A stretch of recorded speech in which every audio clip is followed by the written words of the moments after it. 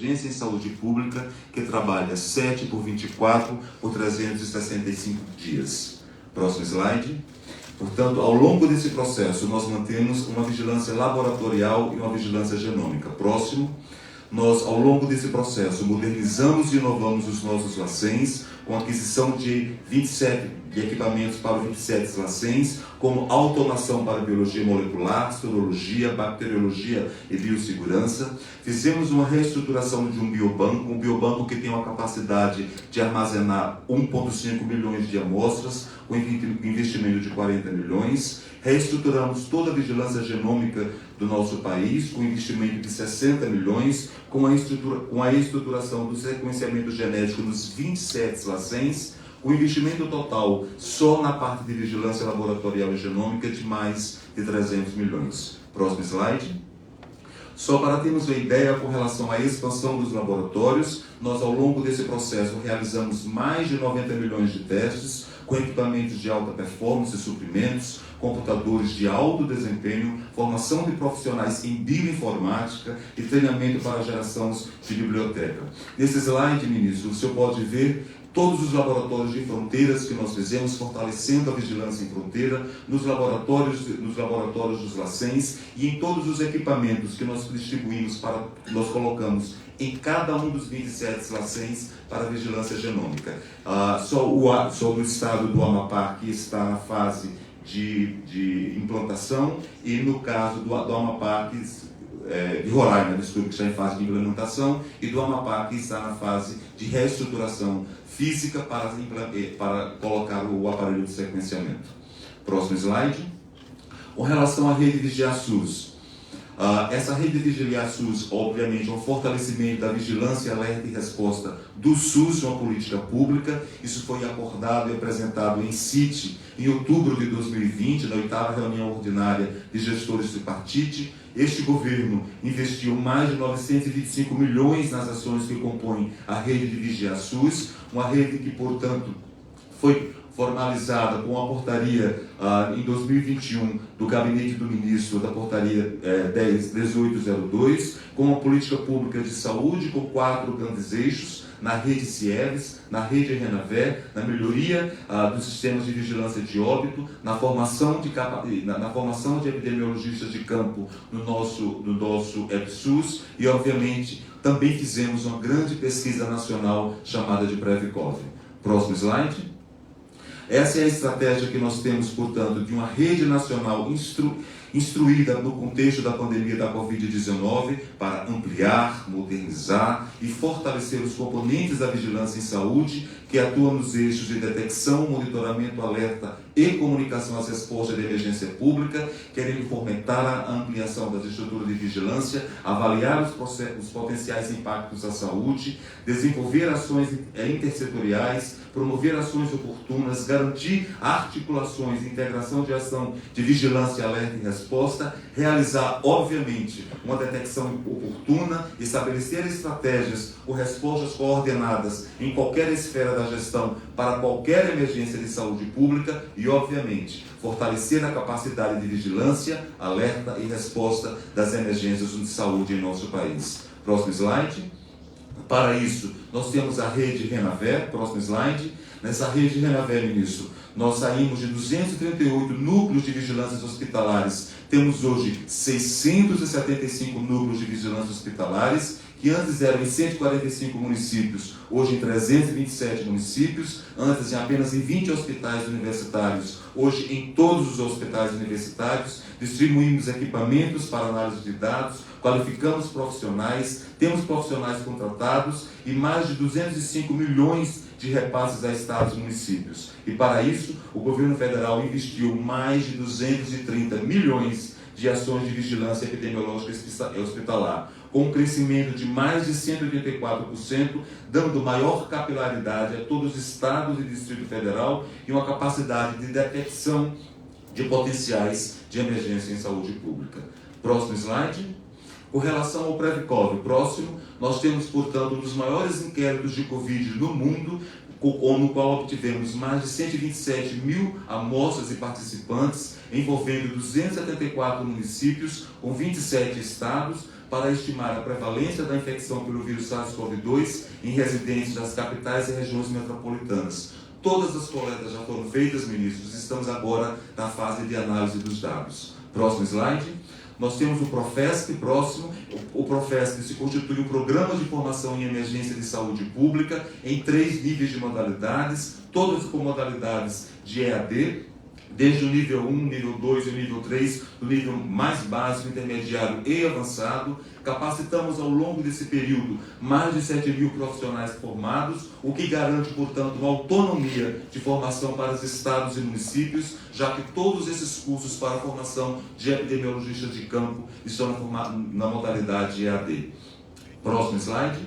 E temos os CIEVs, ministro. Os CIEVs são Centros de Informações Estratégicas para vigilância em saúde, que eu prefiro chamá-los de unidades de inteligência epidemiológica, que detecta evento, verifica os eventos, faz avaliação de monitoramento e comunicação, e deste modo esses CIEVs trabalham há 7 dias por semana, 24 horas, 365 dias, gerando, portanto, toda uma capacidade de vigilância para garantir, portanto, o que é inusitado, o que é inesperado e darmos à população brasileira a resposta necessária durante a qualquer evento de saúde pública. Próximo slide.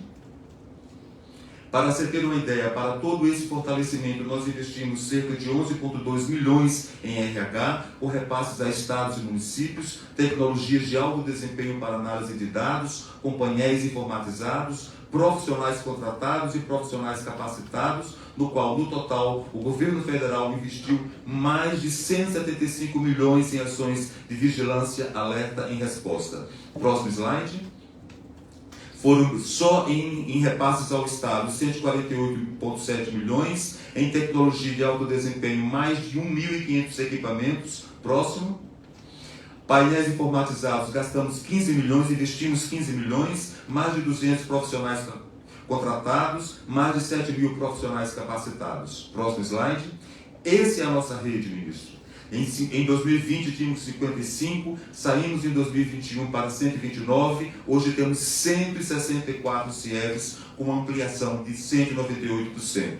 Esses CIEVs fazem detecção diária de rumores, notificação imediata, verificação em até 48 horas desses rumores, monitoramento e resposta a potenciais de emergências em saúde pública. Temos um CIEV nacional, 27 CIEVs em todos os estados, 26 em capital, porque da Distrito Federal é o CIEVs nacional, 14 em fronteiras, 34 CIEVs em todos os distritos sanitários indígenas, 46 CIEVs em pontos estratégicos e 16 CIEVs regionais. Próximo slide. Nisso, nós temos um painel, ministro, em que, de maneira constante, 24 horas à disposição do Ministério e da sociedade para entendermos a produção dos CIEVs. Só para termos ideia, próximo slide, nós temos, portanto, nos CIEVs da Amazonas, onde nós temos aí toda a produção que é feita do CIEV no estado de Amazonas, os produtos que são feitos, os alertas que são emitidos. Próximo slide, só dando exemplos, com relação ao CIEV de Santa Catarina. Próximo slide, os CIEVs de Minas Gerais. Próximo slide, os CIEVs de Pernambuco. Tudo isso, ministro, ainda é mais fortalecido na medida de que, com a reestruturação deste Ministério, nós iremos criar uma coordenação geral de doenças por vírus respiratórios, o que fortalece cada vez mais a vigilância para doenças respiratórias e, para além disso, um departamento exclusivo de emergências para emergência em saúde pública, no qual o CIEV será uma coordenação, além de uma coordenação geral de emergência em saúde pública, uma coordenação geral para os CIEVs, para que com isso a população brasileira tenha a certeza de que temos uma vigilância constante, alerta, para garantir, para pegarmos e captarmos o que é inusitado e assim avançarmos na vigilância no nosso país. Muito obrigado, ministro. Obrigado, Arnaldo. Passamos agora a palavra para o secretário executivo do Ministério da Saúde, Rodrigo Cruz. Bom dia a todos. A ideia aqui é falar um pouquinho sobre a questão orçamentária, antes de passar a palavra para o ministro, mas a ideia é deixar claro que não há nenhuma alteração nas transferências orçamentárias que estão sendo realizadas pelo Ministério. Importante destacar a diferença entre a calamidade pública e a emergência de saúde pública de importância nacional. Então, o decreto de calamidade pública é o decreto que foi editado em 2020 o Decreto Legislativo número 6, após a mensagem presidencial 93, que traz então algumas flexibilizações na Lei Complementar 101, que é a Lei de Responsabilidade Fiscal. Então, em 2020 isso aconteceu, mas desde 2021 não há decreto de calamidade pública vigente no Brasil.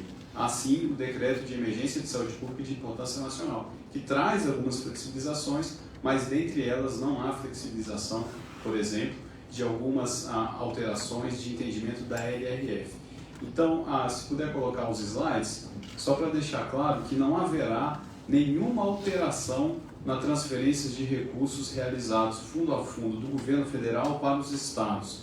Só para a gente acompanhar, esses são todos os recursos que foram encaminhados, né, no ano de 2020. Em laranja, os recursos transferidos ordinariamente fundo a fundo do Fundo Federal para o Fundo Estadual, e em azul, os recursos Covid. Então a gente viu que em agosto de 2020 a gente transferiu então mais recursos fundo a fundo com a rubrica específica Covid do que quando comparado com a rubrica do recurso normal. Se puder passar para o próximo slide, a gente vai ver o ano de 2021 e no outro slide o ano de 2022, onde a gente verifica que a quantidade de recursos, quando comparado com os recursos ordinários, em 2022, eles são mais baixos, mas nem assim desde onde acontecer.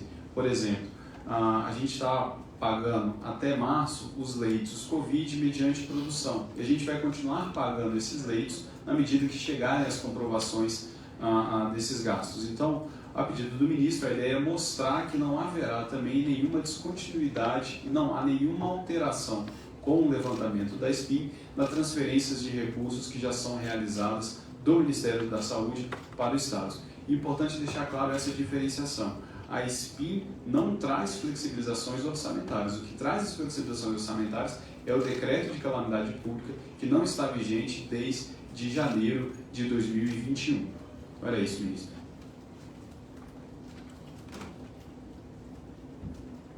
Neste momento, o ministro de Estado da Saúde, Marcelo Queiroga, assina a portaria que estabelece o fim da emergência em saúde pública de importância nacional.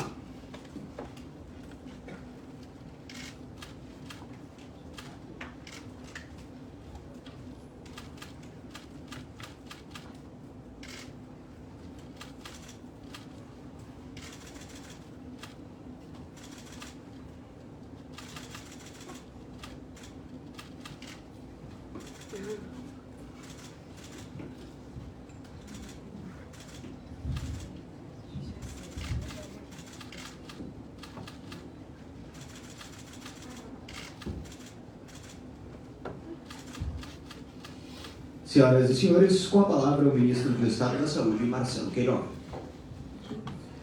Bom dia a todos. Gostaria de primeiro pedir desculpa a vocês, porque demoramos um pouco, mas estávamos tratando de outros assuntos de importância aqui no Ministério, e agradecer a todos os secretários do Ministério da Saúde, que foram fundamentais nos resultados que conseguimos obter durante essa emergência de saúde pública de importância nacional. Alguns já estavam aqui no Ministério, quando eu cheguei, o secretário Arnaldo Medeiros, o secretário Hélio Angotti, o secretário Rafael Câmara, outros se juntaram a mim, como o secretário Rodrigo Cruz, esteve comigo desde o primeiro momento que iniciei a gestão, e completará amanhã 1 ano e 1 mês. A secretária Sandra de Castro Barros, é uma servidora do Ministério desde 1986, e agora, com uma pequena reforma que fizemos no secretariado, ela assumiu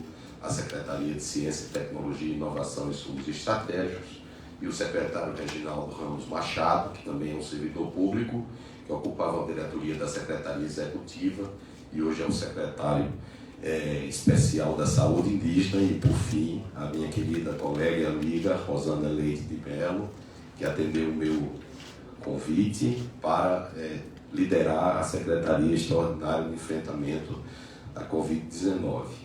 A Inês Gadelha é a nossa decana aqui no Ministério da Saúde e hoje secretária substituta da Atenção Especializada à Saúde. Então, esse grupo aqui é que garante que nós temos todas as condições para executar todas as políticas públicas capazes de enfrentar a Covid-19, seja numa situação de emergência de saúde pública nacional, seja fora da situação de emergência de saúde pública de importância nacional. O SUS, nesse período de 2020, quando foi reconhecido a emergência de saúde pública de importância nacional, SPIN, até hoje, como ficou demonstrado aqui, somente por essa fala do professor Arnaldo Medeiros, ele se fortaleceu muito. Olha, o CIEPS saiu de 55 para 164, né?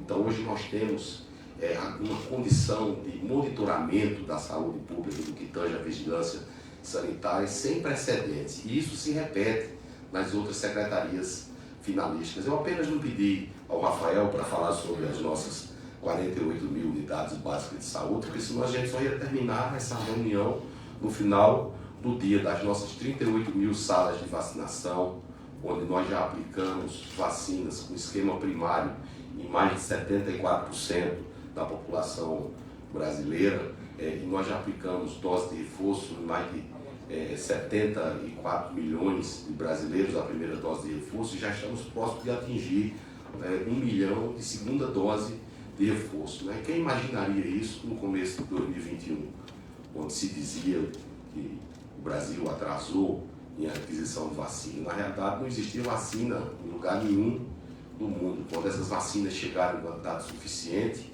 o SUS novamente mostrou a sua cara e mostrou que, tendo vacina, nós temos condições de aplicá-las nos brasileiros e assim mudar a história natural dessa emergência sanitária de importância nacional que afetou não só o Brasil, mas afetou o mundo todo. Na área da atenção especializada à saúde, Neise, minha querida também conterrânea, ela conhece mais o SUS do que qualquer um de nós aqui. Ela sabe que foi feito um avanço muito grande na área da atenção especializada à saúde. Está aqui o Bruno, que é do departamento especializado, que cuida dessa área de leitos de terapia intensiva.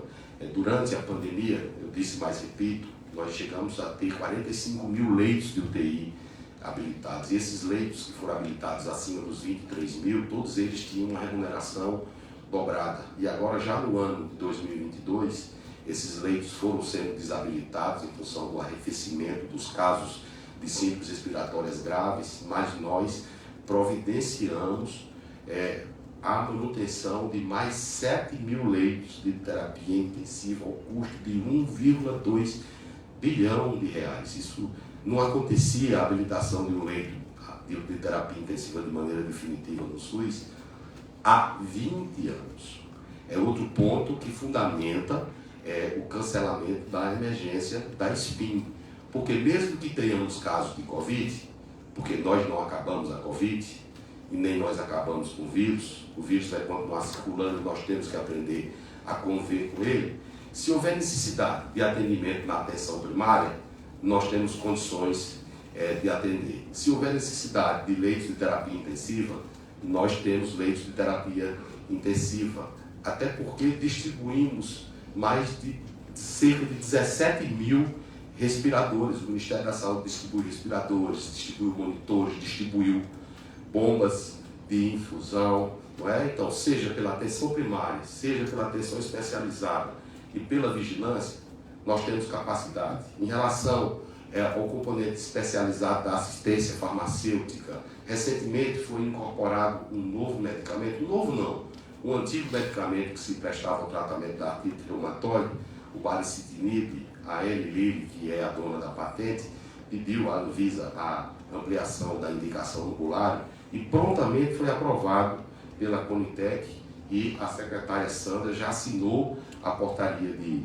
incorporação e já está incluído na diretriz terapêutica do Ministério da Saúde essa medicação, e nós dispomos de estoque suficiente para atender pacientes com síndromes respiratórias agudas graves, que necessitam de oxigênio ou que necessitam de intubação orotraqueal, com essa medicação que, pelo menos por um estudo científico publicado, demonstrou reduzir cerca de 30% da mortalidade nos indivíduos que tomam essa medicação em comparação com aqueles que tomam o placebo.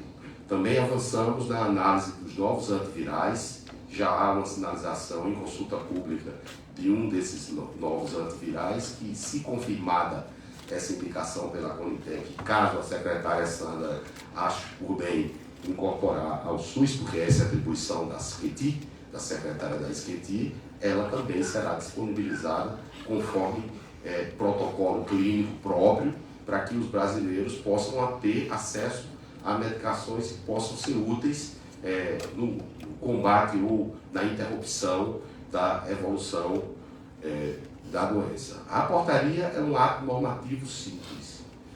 E na portaria nós estabelecemos um período de vacância, ou seja, essa portaria só vai vigorar a partir de 30 dias da sua publicação no Diário Oficial da União. Deve ser publicada em edição extra do Diário Oficial da União. Eu sei que os secretários de Estado e dos municípios pediram que esse período fosse maior, mas olha, o governador Ibanez, ele já cancelou o decreto de calamidade pública aqui do Distrito Federal. O governador Cláudio Castro vai fazer o mesmo em relação ao Rio de Janeiro. Então, não vejo muita dificuldade para que as secretarias estaduais e as secretarias municipais se adequem ao que já existe na prática. Porque o ato normativo, ele só vem ratificar o que já existe na prática. Como falar em emergência de saúde pública de importância nacional se hoje está acontecendo carnaval em várias cidades de grande porte do Brasil? Então, a portaria, ela ratifica o que já existe. Essas outras questões, que são questões orçamentárias, o Rodrigo já falou aqui que essas questões orçamentárias, elas podem ser atendidas dentro da legalidade. Não há sentido se prolongar por 90 dias uma emergência de saúde pública de importância nacional, porque estamos com o caso de dengue. O caso de dengue no Brasil existe desde o final da década de 80. E não foi por conta do caso de dengue que se declarou o estado de emergência de saúde pública de importância nacional. Foi por conta da questão da Covid-19. Só houve uma declaração de emergência de saúde pública de importância nacional no Brasil. Apenas uma única vez, que foi na epidemia da Zika. Fora dessa situação, não houve. Essa é a segunda, e pelo impacto que isso causou, não só na saúde pública, mas na vida de cada um de nós. Serve até de um balizador para situações futuras. Mas a OMS diz que ainda existe uma pandemia. Não é função dessa portaria fazer menção à pandemia, endemia. Ela cuida tão somente de encerrar a situação de espinho, porque essa é a competência do Ministério da Saúde e do Ministro da Saúde, definir o prazo de duração da emergência de saúde pública de importância nacional. Os outros pontos nós discutiremos caso a caso. Inclusive teremos uma CIT em breve, uma comissão intergestora tripartite, onde podemos discutir esses e outros assuntos. Houve doenças que foram negligenciadas durante a pandemia, sobretudo no ano de 2020. Vou citar aqui da minha especialidade: as síndromes coronarianas agudas, o infarto do miocárdio.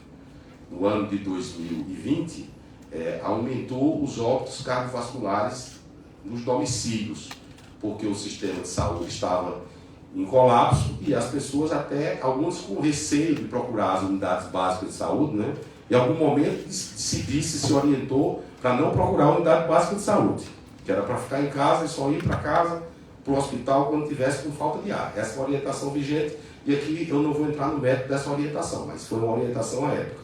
Posteriormente, essa orientação ela deixou de ser reconhecida pela ciência, e se orientou sim que os indivíduos procurassem os sistemas de saúde, porque só os médicos e os profissionais de saúde são as pessoas adequadas para dar um start para determinadas medidas terapêuticas. Já em 2021, nós tivemos uma normalização dos atendimentos para outras situações. Por exemplo, a radioterapia, em 2021, até aumentou em relação a 2019. As cirurgias cardiovasculares, elas voltaram a estar, pelo menos no que está notificado ao Ministério, no patamar de 2019. Mas nós fomos à frente.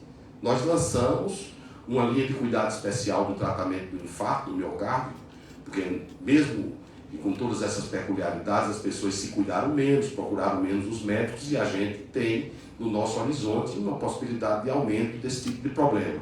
O que nós fizemos? Melhoramos e reforçamos o tratamento pré-hospitalar do infarto. Só para vocês terem ideia, um medicamento que é usado na fase inicial do infarto, o trombolítico, nós ampliamos em 3 vezes o orçamento para os trombolíticos. Aumentamos de 15 milhões por ano para 45 milhões e criamos a possibilidade dessas medicações serem aplicadas com segurança nas USAs, nas ambulâncias de suporte avançado do SAMU, com o concurso da telecardiologia, um teleeletro com o suporte de um especialista à distância que pode ajudar o médico urgentista que está na ambulância do SAMU. Todos esses procedimentos foram colocados para o chamado FAEC, é um fundo estratégico de recursos que o Ministério da Saúde aloca o dinheiro com essa finalidade específica fora do piso de média e alta complexidade, justamente para priorizar o atendimento e diminuir o risco de óbito por infarto. A expectativa nossa de uma ação que está sendo realizada com a Universidade Pública, a Universidade Federal de Minas Gerais, que é conhecida por essa expertise, é de ter uma redução superior a 30% na mortalidade pelo infarto agudo do miocárdio. Só um exemplo para vocês terem a ciência e para a população brasileira saber que o Ministério da Saúde ele não está preocupado apenas com a questão da Covid-19, mas na garantia da assistência de forma universal, integral e gratuita e com equidade, que é o que caracteriza o sistema de saúde do Brasil. As chamadas cirurgias eletivas, também recentemente vamos divulgar uma portaria com recursos adicionais para a realização de cirurgias eletivas, cirurgias para resolver problemas de catarata, para resolver questão de cirurgia de vesícula, cirurgia de hérnia. São ações transversais que vão contemplar o sistema de saúde como um todo. Recentemente, um dos veículos importantes de comunicação do Brasil trouxe problemas com medicações em falta. É o caso da dipirona injetável. Isso não é um problema da pandemia, isso é um problema do nosso complexo industrial da saúde, que foi destruído por aqueles que tiveram aqui no passado, não priorizado o nosso complexo econômico industrial de saúde, a ponto de não termos IFAs para produzir medicamentos básicos, por exemplo, a questão da dipirona venosa. Então hoje, 2022, a gente está discutindo dipirona venosa. Veja se isso tem cabimento. E há problemas regulatórios, questões de precificação, que passa pela CEMED, e não é um medicamento do componente especializado da assistência farmacêutica. Mas estamos trabalhando com isso porque, independente de ser uma competência direta do Ministério da Saúde ou não, no final das contas, nós somos os responsáveis pela política pública de uma maneira nacional e não queremos nos eximir das nossas responsabilidades. Estaremos aqui preparados para dar apoio a estados e municípios e é importante que sigamos juntos. Não é possível que cada um dos 5.570 municípios do Brasil queiram criar sua política própria. Por fim, eu quero falar aqui, trouxe o meu amigo Zé Gotinha aqui, está aqui comigo, só para garantir que a política de vacinação do Brasil ela vai continuar. As políticas não são interrompidas. Nós não defendemos forçar as pessoas a se vacinar. Inclusive, foi nesse sentido que Sua Excelência, o ministro Ricardo Lewandowski, se pronunciou na decisão dele. Falou, vacinas são compulsórias, mas não podem ser forçadas. E o Brasil não precisa que nós forcemos os brasileiros a se vacinar. Eles vão se vacinar, eles sabem que isso é um valor para o Brasil em si. Não é? As campanhas de vacinação, agora mesmo, nós estamos fazendo uma campanha de vacinação contra a influenza. 1,2 bilhão de reais a campanha de influenza. Vacinação de sarampo, né, Arnaldo? Quanto, Arnaldo? Com Augusto? 270 milhões. 270 milhões, só para a campanha de sarampo. Isso não significa dizer que essas vacinas estão sendo distribuídas só agora. Essas vacinas têm distribuição regular. Não é? Agora apenas é uma campanha, vai ter um dia D, que é para estimular as pessoas. Isso é uma forma de induzir a vacinação. Nós induzimos a vacinação, não é forçando as pessoas, através de passaportes da discórdia. Nós induzimos a vacinação orientando os brasileiros e os chamando para essa política que eles sabem que são importantes. Por exemplo, a vacina da poliomielite, caso de poliomielite em Israel. Nós não podemos nos arriscar a ter isso novamente aqui. As vacinas estão à disposição da população brasileira, dos postos de vacinação. Mas vamos fazer ações específicas direcionadas à poliomielite também, para chamar a atenção dessa política. Os medicamentos com registro emergencial deixam de ser possíveis de utilização no Brasil. Nós pedimos à Anvisa para estender esse prazo por mais um ano. Não são tantos, né? Uma vacina, que é essa vacina do vírus inativado, e 3 outros medicamentos.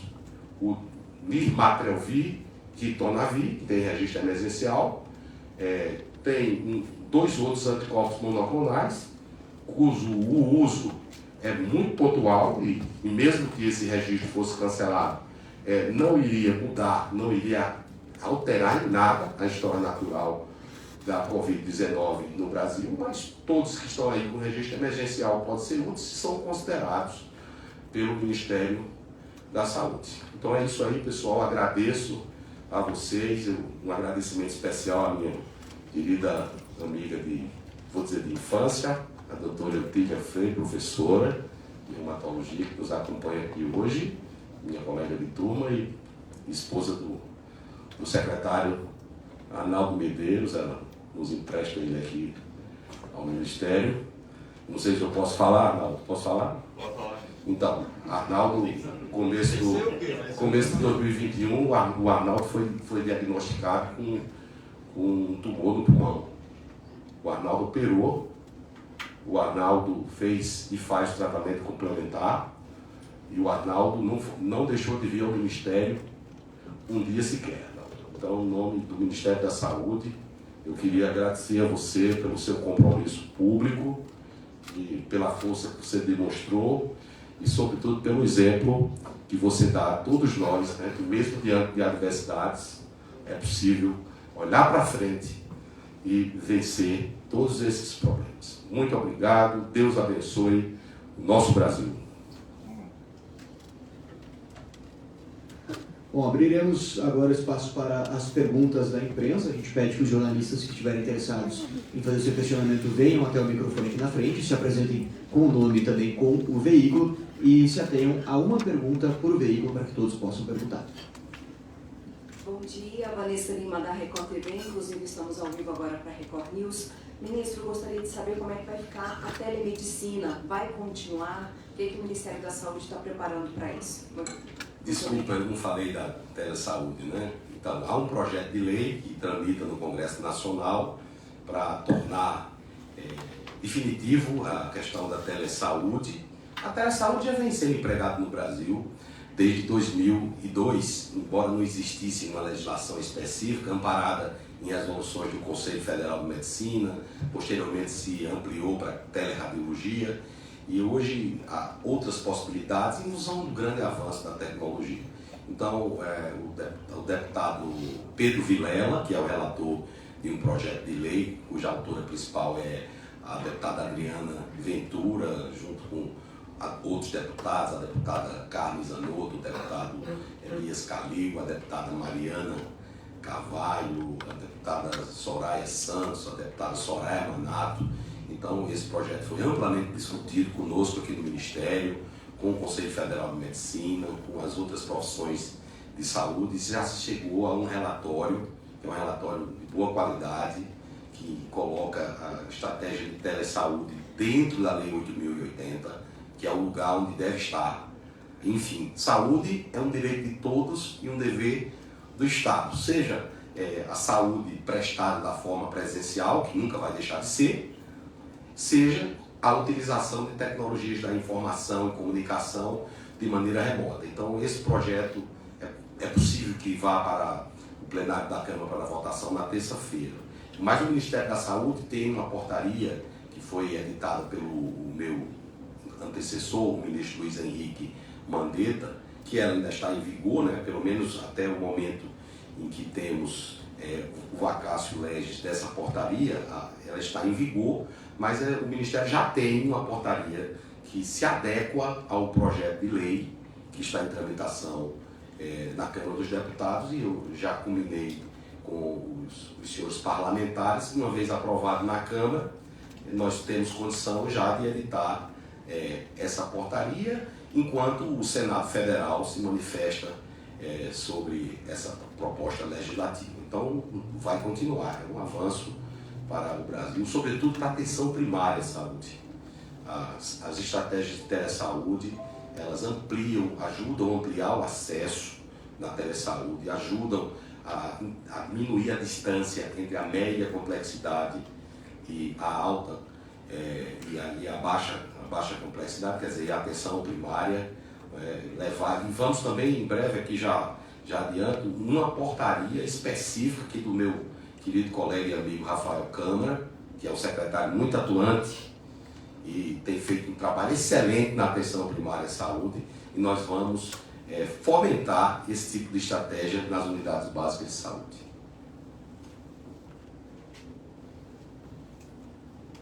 Ministro, sou Matheus, da Folha. De forma pontual, tem uma série de regras que citam a SPIN, enfim, o cabo na validade, depois de 30 dias. Mas um dos principais guarda-chuvas das leis da pandemia, que é a 13.979, que fala de uso de máscaras, vacinação compulsória, regras para fronteiras, ela não é muito clara, tem um limbo ali, né? Era o decreto de calamidade, depois a STF. Na leitura de vocês, ela perde a validade também? O STF tem que se manifestar, vocês vão provocar o STF para se manifestar?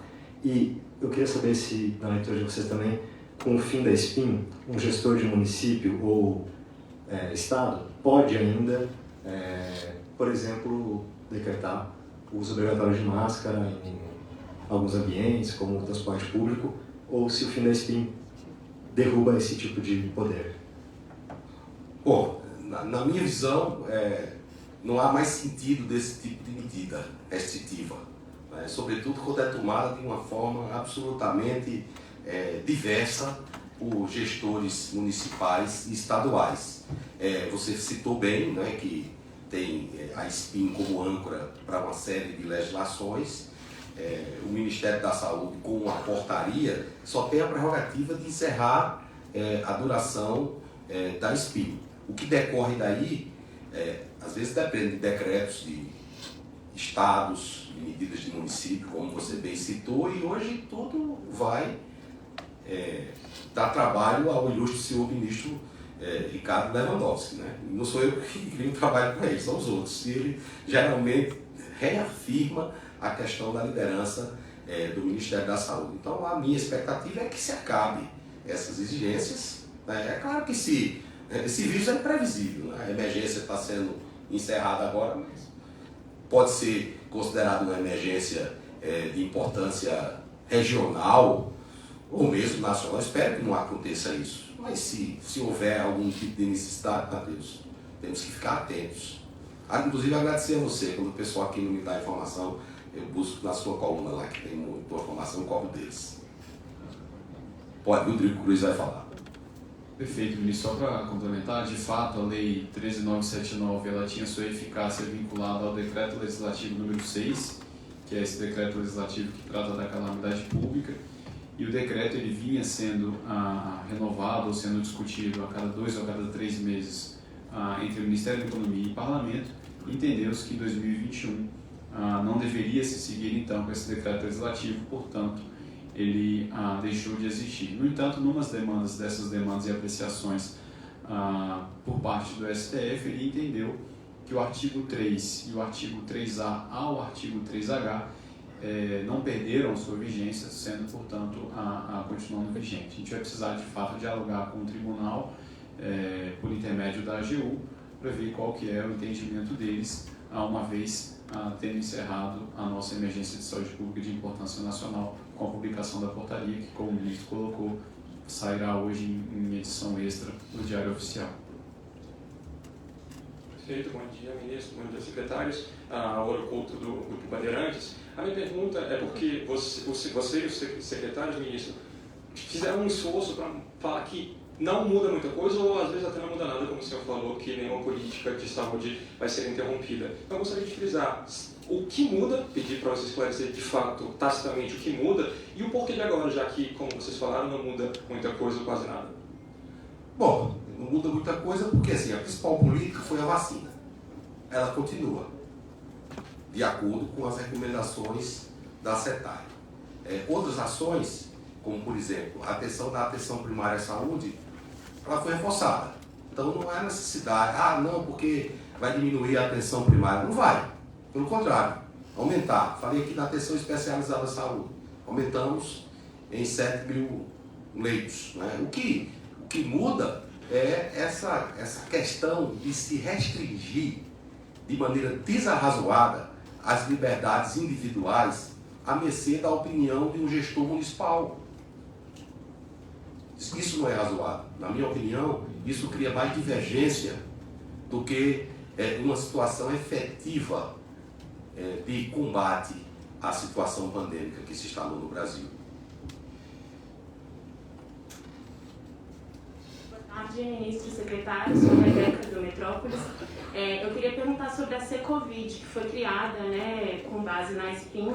Queria saber se a Secovid vai ser encerrada agora. O doutor Arnaldo até comentou um pouco sobre a criação de uma coordenação dentro da Secretaria de Vigilância para monitorar a questão, né, dos vírus respiratórios, mas eu queria saber sobre esse futuro da Secovid e como vai funcionar essa vigilância da Covid dentro de outro departamento, de outra secretaria. Obrigada. O Arnaldo explicou toda essa questão da vigilância, né? A Secovid, ela fazia uma articulação entre as diversas secretarias, é uma secretaria extraordinária. Ela teve até um tempo maior do que nós esperávamos, né? Porque nós esperávamos que essa emergência sanitária acabasse antes, mas felizmente tive o privilégio da doutora Rosana Leite de Mello, que deixou seus afazeres como professora universitária da Universidade Federal do Mato Grosso do Sul e diretora de um hospital importante lá, para nos ajudar aqui e ajudar o Brasil nesse momento de dificuldade. Nesse período de 30 dias, as funções que estavam sendo exercidas pela Secovid, naturalmente, elas passam para as secretarias finalísticas, como muitas delas estavam vinculadas à SVS. Entendeu-se que se criaria lá um núcleo que cuidaria da Covid, juntamente com as outras síndromes gripais, como o Arnaldo aqui de maneira muito categórica mostrou para a gente. Só para complementar, ministro, é importante destacar que os assuntos não vão ficar soltos, né? Os assuntos continuam sendo tocados da mesma forma como vinham sendo tocados pela Secovid. O fato da extinção, uma eventual extinção da secretaria, não significa que o assunto vai ficar jogado dentro do Ministério. Certamente será transportado para dentro de outro departamento, que será dando continuidade a tudo que vinha sendo feito. Se amanhã tiver uma calamidade pública aqui, uma chuva, um desastre, a SVS tem uma estrutura toda montada para dar assistência. O secretário Hélio Angotti, Secretaria de Gestão do Trabalho, Educação e Saúde, já está preparando, em parceria com a SQT, eventos de educação médica continuada para os profissionais de saúde em relação a todas as diretrizes, os avanços que surgiram em função da pandemia, os aprendizados, não é? Para que possamos trabalhar. Boa tarde, Raquel Norato, TV Globo. A primeira dúvida é em relação ao passaporte vacinal. Com o fim da SPIN, como é que fica a exigência disso? E a segunda é em relação à Anvisa, a gente sabe que está analisando vacina para as crianças de 3 a 6 anos. Isso vai ser interrompido ou não? Isso permanece naquele prazo de 1 ano que o senhor disse? Ministro? Bom, esse passaporte para mim não devia nem ter existido. É o passaporte da discórdia e que não ajudou em nada a nossa campanha de vacinação. E não foi instituído em nenhum momento pelo Ministério da Saúde e nem pelo Supremo Tribunal Federal, né? Pode dizer. O que o Sua Excelência, o ministro Lewandowski, deixou claro era que as vacinas eram compulsórias e que a União, estados e municípios poderiam adotar medidas para induzir, para estimular a vacinação. O Ministério da Saúde entende que com o número de pessoas vacinadas no Brasil, inclusive há publicações nesse sentido, esse passaporte não ajuda em nada, é mais um criador de confusão do que solução. Eu prefiro andar com meu amigo Zé Godinho, que é mais útil para a gente estimular a vacinação no Brasil. Em relação aos registros, eu já falei que os registros emergenciais nós solicitamos que a Anvisa prorrogasse por 1 ano. É somente, em relação a vacinas, é somente da vacina de vírus inativado. Essa vacina, com esquema primário em adultos, não tem sustentação nenhuma na ciência. Zero. Ela foi importante para a gente no começo da campanha? Foi. Nós não tínhamos vacina. Ela foi importante. Posteriormente, ela foi ampliado o uso para esquema primário nas crianças e nos adolescentes. Isso é baseado em uma evidência científica de fase 3?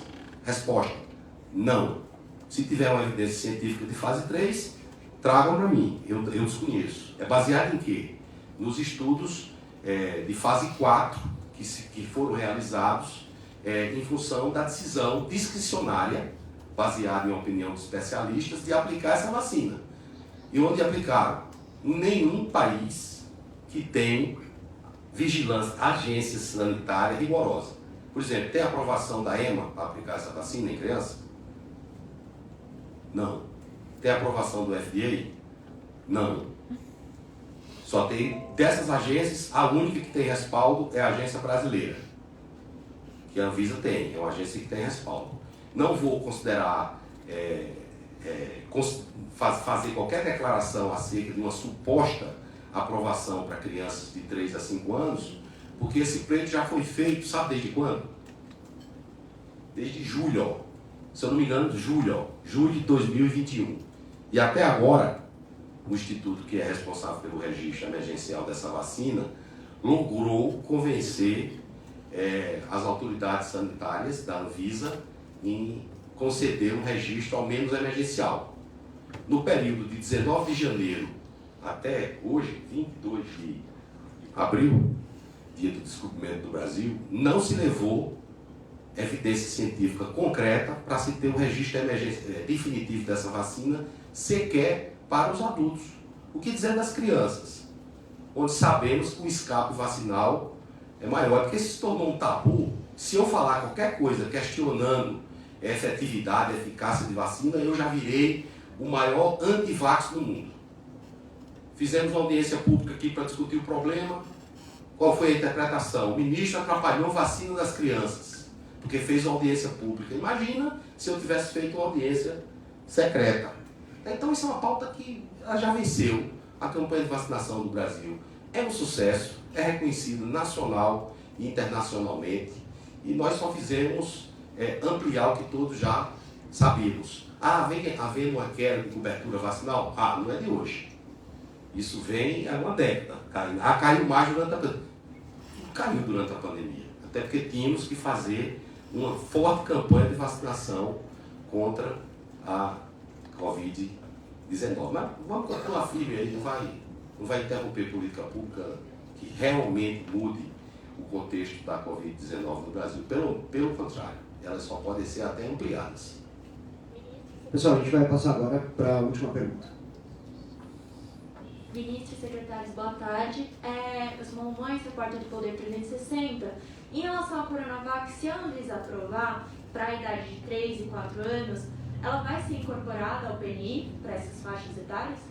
Bom, nenhuma das vacinas usadas na Covid estão incorporadas ao PNI. Nenhuma. Algumas têm registro definitivo e elas fazem parte do Plano Nacional de Operacionalização da vacinação contra a Covid-19. Nós gastamos, Rodrigo, 38 bilhões de reais com vacina. Será que nós temos recursos orçamentários para continuar gastando esses valores? Essas vacinas têm que cair o preço. E quem tem que jogar duro para essas vacinas cair o preço é o Ministério da Saúde. Agora, eu não posso jogar duro com uma faca, com uma espada na minha cabeça, me chamando de negacionista e antivax. Não dá. Temos que trabalhar. O Ministério da Saúde, o governo federal, fez uma encomenda tecnológica que resultou numa vacina extremamente custo-efetiva. A vacina que é produzida na Fiocruz. Foram alocados 1,9 bi para essa encomenda tecnológica, e essa vacina é que tem o preço menor por dose. Pena que ela não possa ser usada mais largamente, porque ela tem restrições ainda nas crianças, nas gestantes, e a gente tem que ter um mix de vacinas. Como será a vacinação em 2023? Ninguém sabe. Vamos vacinar só os idosos, os profissionais de saúde, as gestantes, as crianças? Com qual vacina? Será com essa que nós temos? Será uma vacina que terá a capacidade de combater diversas variantes? A ciência vai trazer essas respostas. E nós estamos aqui vigilantes para adotar o melhor caminho, como foi sempre adotado até agora pelo Ministério da Saúde. Tá, Malu? Mas se a Anvisa aprovar... Bom, se a Anvisa aprovar, isso é uma condicional, não é? Então, se a Anvisa aprovar, se discute. A aprovação da Anvisa é um ingresso para você entrar no jogo.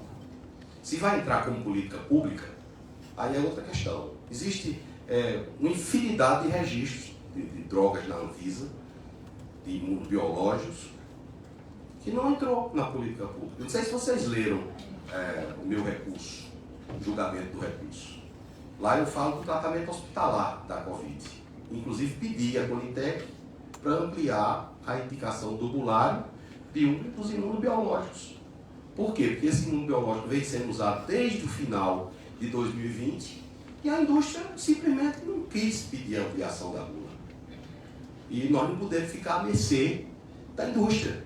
O Ministério da Saúde não fica à mercê de ninguém, somente do interesse público e do que a Constituição nos reserva, que é saúde como direito fundamental, como direito de todos os deveres do Estado, implementada por intermédio de políticas sociais e econômicas. Não vamos abrir mão de fazer isso de jeito nenhum. Ok, pessoal? Muito obrigado a vocês. Senhoras e senhores, agradecemos a presença de todos e informamos que está encerrada esta cerimônia. Um bom dia a todos e um bom final de semana.